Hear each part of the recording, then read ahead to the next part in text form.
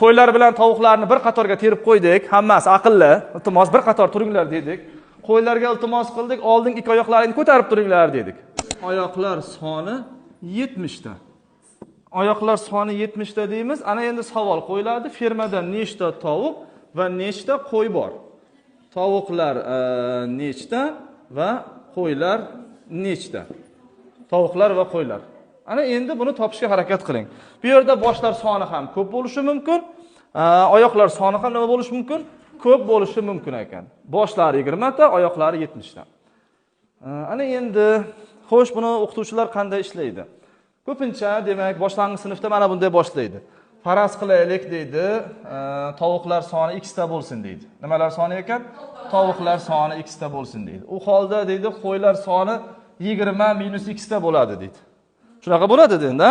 Endi oyoqlarni hisoblaymiz. Tovuqlarda 2 ta oyoq bo'lgani uchun 2 ga ko'paytiramiz x ni. Mana bu qo'ylar dedikmi?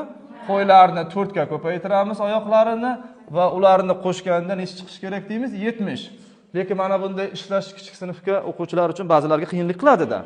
To'g'ri, balki bir ayrimlari ishlash mumkindir, lekin umumiy hammasiga desak qiyinlik qiladi. Xo'sh, shunaqa masalalarni qanday qilib oson o'rgatish mumkin degan savolga javob beramiz.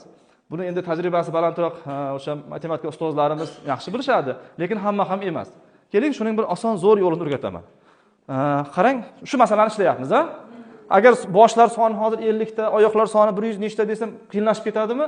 Hozir o'rgatadigan metodim shunaqa masalaning har qanday qiyinini ishlash mumkin ekan. Boshladik. Faraz qilaylik, qo'ylarimiz aqlli. Iltimos deymiz.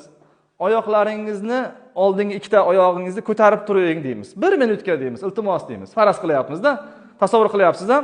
Qo'ylar bilan tovuqlarni bir qatorga terib qo'ydik. Hammasi aqlli. Iltimos bir qator turinglar dedik. Qo'ylarga iltimos qildik. Oldingi ikki oyoqlaringni ko'tarib turinglar dedik. Shunda hammasi ikki oyoqli bo'lib qoldimi?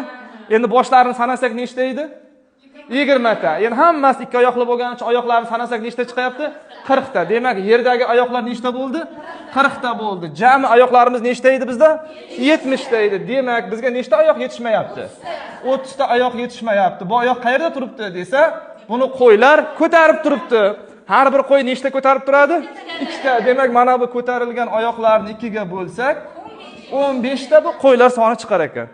Qolgani 5 tasi esa tovuqlar bo'lar ekan. Bironta x ishlatmadik, biron tenglama ishlatmadik. Oson topdik, tez topdik va bunday usulni o'rgatsangiz, 1-sinf o'quvchisi ham hatto ishlashi mumkin endi savol.